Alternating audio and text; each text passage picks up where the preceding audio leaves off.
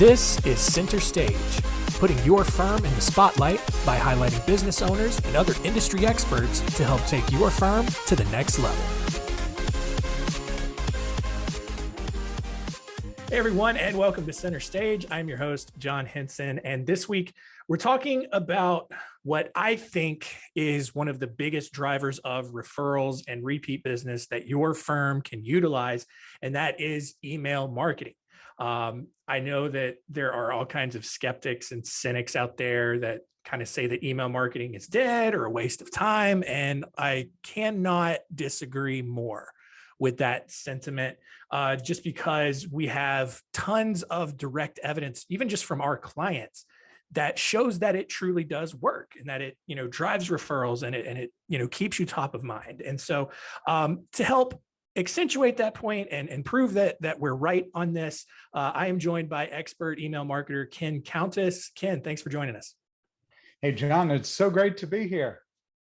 Awesome. So yeah, before we jump in, who are you? Why are you the expert that we're talking about this week about email? Yeah, sure. Well, I am email, as the company name suggests. Yeah. I have been Constant Contact's top partner for, 4 years now. I am a true believer. I started using email marketing just before I left my last corporate job. And they actually, just coincidentally, were using Constant Contact. But the reason that businesses of all sizes, shapes, forms need to use email is it delivers the highest ROI of any marketing tool out there. It blows everything else away.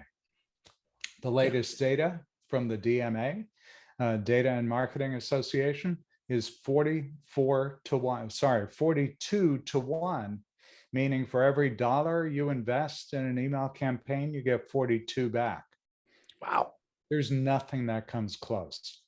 Yeah, absolutely. So I guess, you gave us some good data right there, in terms of the ROI on it. But I mean, what are some other reasons why people should be investing in email marketing for their firms? Yeah, well, there are a few reasons. By the way, you asked earlier, or you mentioned that people ask, well, gee, is email marketing dead? Mm-hmm. If email marketing were dead, then the smart people at Intuit, who TurboTax and QuickBooks and Mint, they wouldn't have just spent $12 billion to buy MailChimp. Right? Yeah. There are some pretty smart people that work at that company. They're not spending $12 billion on a dying technology. So That's another proof point for me. Yeah. So, what else about email marketing? Well, number one, it's passive, right? I mean, this is not an always in your face thing. Yes, email from companies and nonprofits too. They show up in your inbox, but it stays there until you take action. It can show up at any time. And just by virtue of it still continuing to show unread, that you have some work to do, right? To clean out your inbox. It's different from social media in the respect that when I post something on social media, anybody for that matter, let's say you post something on Facebook or Instagram or LinkedIn or Twitter or TikTok, whatever your fave is. Yeah. You do that at 9 o'clock in the morning. If your audience, the member of your audience, isn't checking their social until much later in the day, they will never see what you posted. Yep. The other thing about social media is that it is controlled by algorithms. Yep. You and I have no control over the algorithm. So if Mark Zuckerberg's team at Facebook or Meta or Instagram or WhatsApp, whatever you want to call it, if they tweak the algorithm and you have been tweaking your strategy to follow along, you may lose out.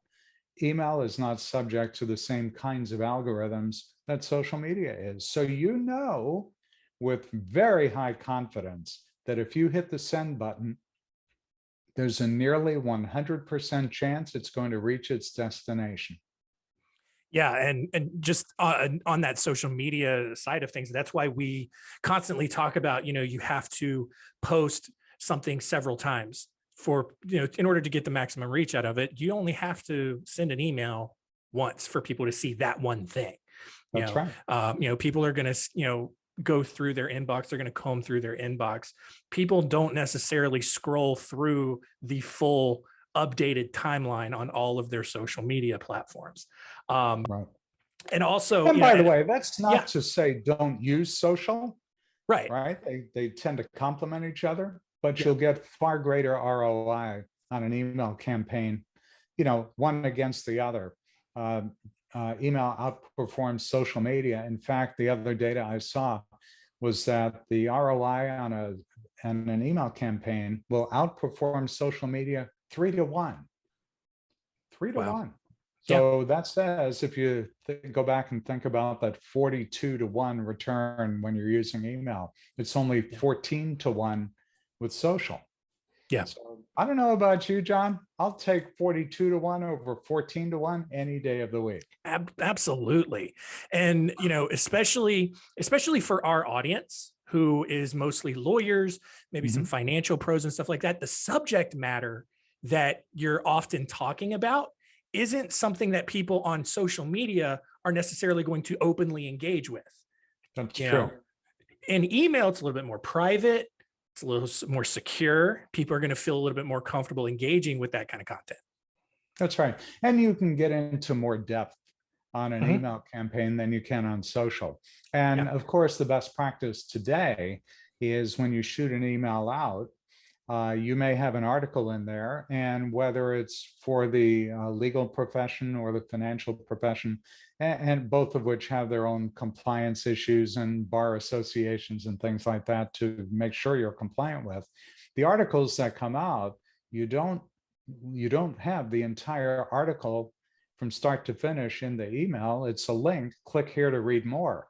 And the beauty of that is you get to see how engaged your audience is, and you don't get to see that same kind of feedback on social media. Yeah, exactly. Now, I talk to several lawyers about this. We talk about how valuable email marketing is. And one of the biggest pushbacks that I hear a lot is that they don't want to do email marketing because they don't want to annoy their audience. They don't want to spam inboxes. How do you avoid that? Is that even something is that even a valid concern? It's not a concern at all. And this is what I coach people on doing email campaigns. What makes an email campaign so valuable for the recipient is that they're receiving information that's of value to them. So as long as you're not out there plugging your own practice, but rather providing information of value, people will not only welcome that email, but they will anticipate the next one you sent.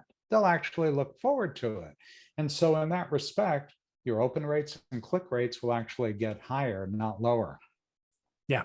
I completely agree. What about, in terms of like that initial list upload, should people just export their contacts in Outlook, Gmail, whatever they're doing, and just upload it into, whether it's a MailChimp, a Constant Contact, or whatever, and just send out just like an initial, hey, this is what we're doing. Here's an opt-in, opt-out sort of thing. Or should they cull their list a little bit before they put an email campaign together? Well, and best practice would be to make sure your list is clean before you upload it. But if these are people that have already opted in to receiving communication from the attorney, from the financial person, they can upload the entire list. But it's not a matter of quantity, it's a matter of quality. Yep, and so I would always take that extra effort to make sure that the email addresses you're uploading are valid. And that's pretty easy to do as well. There's software out there that'll actually help you check that out too.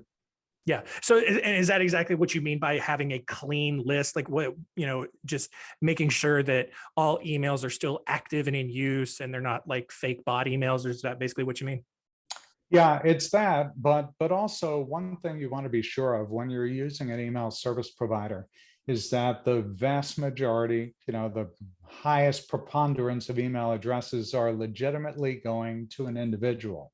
Yeah. What I mean by that is if you have on your mailing list mostly info at or sales at or Mhm. president at or something of that nature, those are the kinds of email addresses that the AI, the artificial intelligence at the email service provider, will look at and question figuratively, right? Because what you really want to do is to send your emails to an individual, not to a general mailbox. The sales at, support at, those are general mailboxes that may be accessed by 5, 10, 20, 30, 50 people.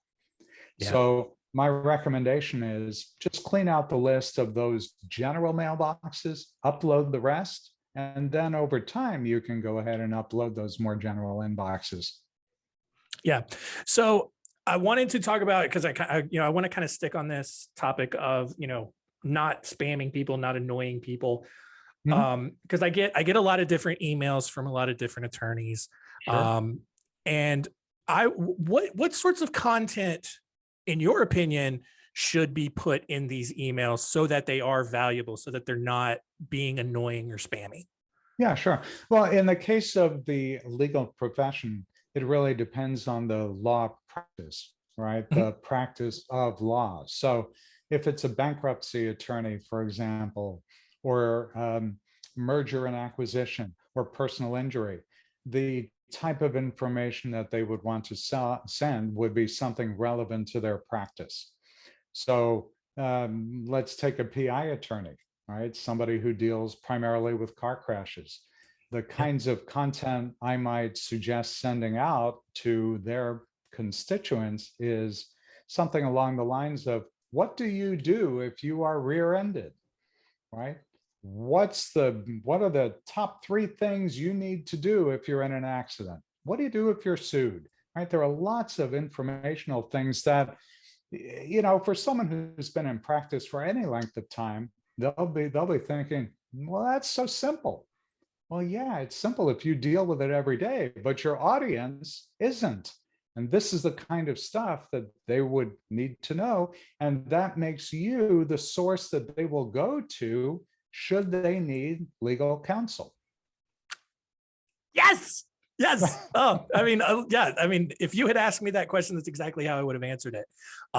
Because I see, I get, and I've talked about this on the show before.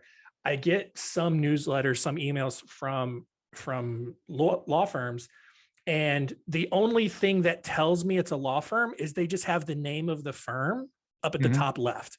Yeah, Every other piece of content has absolutely nothing to do with their business. sure. There's random articles about, maybe it's like, maybe it's Women's History Month, and they've got some articles about women's history, even though they're a criminal defense firm. It has not, there's no correlation, not even a remote correlation there. They'll have a recipe of the month, and it's just like, for me, I'm coming to you, I'm subscribed to your email list to get legal information. I'm not looking for a new recipe to try out this weekend, Exactly right. right? And Yeah, so, yeah, you're right on the money there. yeah. And And so and that's why we so talk about, yeah, go ahead. yeah, so you'll get the people who say, well, gee, I have so many people unsubscribing from my list.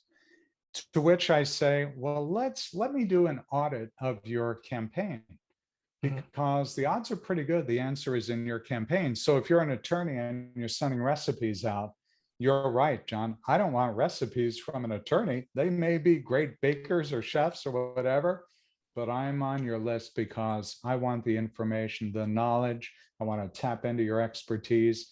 I want to know that you are the male or female that I'm going to go to should I need legal assistance. And a Yeah, recipe won't tell me that. exactly. Yeah. And, to that point, and this is a good way to transition kind of into metrics and ROI and stuff like that. I think, at least especially upfront, especially if you've never sent email campaigns before, you could probably expect to have a few more unsubscribes than what might be normal or what you might expect to have 8, 10, 12 months down the road, just as people kind of self-clean themselves off the list. And that's fine, because I think your marketing should repel people and keep the right people on. But Yes. I do think you should expect some amount of unsubscribes with your email campaigns. I think, to your point, it's just a matter of how many unsubscribes is cause for concern That's right. versus, versus what might just be in the normal case of doing business. Yeah, totally. I mean, the normal number of unsubscribes is well under 1% for someone who does campaigns on a regular basis. So if you had 1,000 people on your list and they were loyal followers, and you sent an email out and you had 10 unsubscribes, that's 1%. Well, what was it in that email that made it different from the others that caused people to unsubscribe? So, tiptoeing into the area of metrics, there Yeah. is so much valuable information in all of the metric data that you can get from an email campaign, unsubscribes being just one of them. Yeah. And so, in talking about that, I think one of the big reasons why a lot of these tech, a lot of these tech writers and marketing people talk about how, or speculate really how email marketing is dying, is from some of this privacy related stuff, especially the big thing that Apple did late last year around, privacy and not allowing email or making it really difficult for email servers to kind of gauge open rates. And Right. so, open rate, at least for a while, was kind of heralded as like this super important metric. Now it's a little bit muddier, a little bit harder to determine. So what are some of the metrics then that people really should be looking at with their email campaigns? Yeah, sure. It's a really great question. Yes, Apple did do some things that kind of muddied the water for those who are focused on open rates. I've been in this email marketing game for a very long time, and what I've always said is email opens will give you a barometer of how well your email may be performing. And that may be impacted by time of day, day of week, content, subject line, a whole host of things. But open rates don't make your cash register ring. It's the Yeah. click that does. Yeah. So no matter what your open rate is, I'm more focused on helping my clients get clicks, because that gives you a great sense of how engaged your readers are. Yeah. And so in the case of a newsletter or an email from an attorney or a law firm, if they have 2 or 3 different subjects, articles within the email, they can tell exactly which ones are resonating and which are not. Do more of what's working and less of what's not. And you Yeah. get that information from the clicks, not the opens.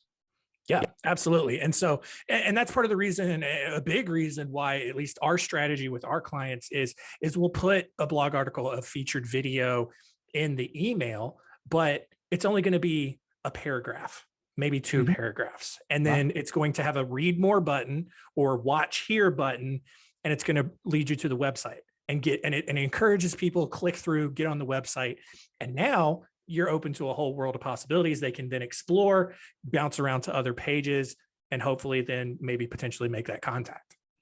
Yeah, and you bring up a good point. When we talk about clicks, we want to drive people to a destination that we control, typically to your website. Yeah. And then you have an opportunity to look at the activity on the website, seeing how long people actually stay on that page. Do they stay within your domain and move to other places on your website? So your email campaign is very, very powerful on so many levels. Yeah, I agree. And kind of the other sort of, ROI point that I wanted to make, and you kind of mentioned it up at the start of the show. And I know it's difficult because I know especially lawyers A lot of analytically minded people want that hard, tangible data in front of them, but there's no way you can truly measure just how much of an impact just seeing your email in someone's inbox has. And so what I mean by that is, I've got my email coincidentally open on this other screen in front of me. I have an email from WordPress right there up at the top. I may not need to read what's in there, but I've seen it and I'm thinking about WordPress right now. And I'm talking about WordPress on this podcast, which is getting a ton of advertising for free, but that's beside the point. But there is that sort of intangible value of just making that small touch point. Even if someone doesn't open the email, there's still value in them seeing your email come into their inbox. Oh, yeah, you're totally right on. Email marketing is relationship building. And you're 100% on target, John, when you say, sometimes it doesn't even matter if they open it or not. Just the fact that your brand is in the inbox and the brain registers, right? It's this whole visual cue. So whether you've actually taken the action of opening the email or not, sometimes it doesn't even matter. Just the fact that your brand was in my inbox makes me remember that you're out there, that you're still in business, that if I need help with something that you do, I'm going to pick up the phone or open the email and reply to it. Yeah, exactly. So, we use MailChimp. You are a Constant Contact partner. I think they're both great programs. You're not going to go wrong choosing either one. How easy is it for a business owner or someone on the marketing team to get something like this up and running? It's really quite simple. I mean, that's what I spend most of my practice doing, is helping people just get started with email. And the obvious question is, well, gee, there's so many programs out there. Which one should I use? And I'll generally ask a few questions to find out what your intent is. How complicated do you want your campaign to be?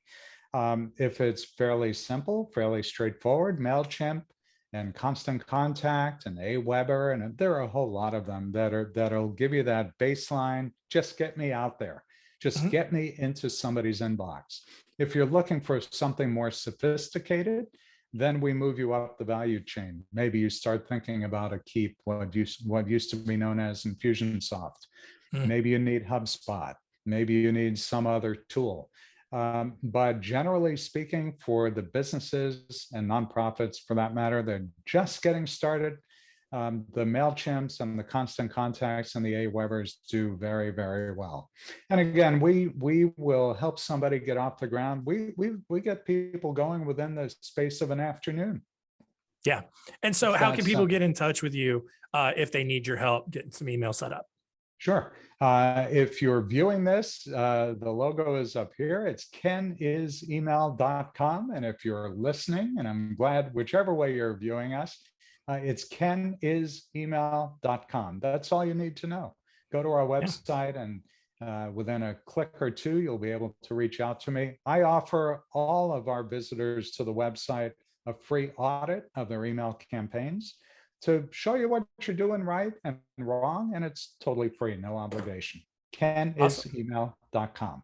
Awesome. I'll have that link in the show notes. If you're watching on video, there's also a QR code on the other shoulder. Where does that take you? That takes you right to the website over there. Perfect. Yeah, it's kenisemail.com. Perfect. Yeah, this has been really great. I'm so excited for just the insight and the perspective that you brought. It's affirming because it reinforces the message that we've been kind of saying over the last several years, and so it's really it just makes me excited because I mean, you and I, we've only recently connected. We didn't meet for hours to kind of talk about this and say, hey, here's what I want you to say and all of that. Like, no, this is just, we're on the same page naturally about email strategy. And so that's what I love about doing stuff like this. Well, that's great. John, have me back anytime. I'd love to continue the conversation. Awesome. So I do have one more question for you before I let you go. It's the one question we ask everybody here. And that is, if you had one final piece of advice for our audience out there, what would it be? My advice would be start emailing. If you're not emailing, you're missing out on an opportunity because your customers are checking their email every single day, you need to be there, because if you're not, your competitors are. Absolutely. I completely agree. That's going to do it for us this week. Thank you so much for all of the ratings and reviews, the subscribers, wherever you're listening to us. We really do appreciate it. And that's going to wrap it up. We will see you next time. Kent, thanks so much for joining us. Thank you, John. Good seeing you. Thanks for listening. To learn more, go to spotlightbranding.com/center stage.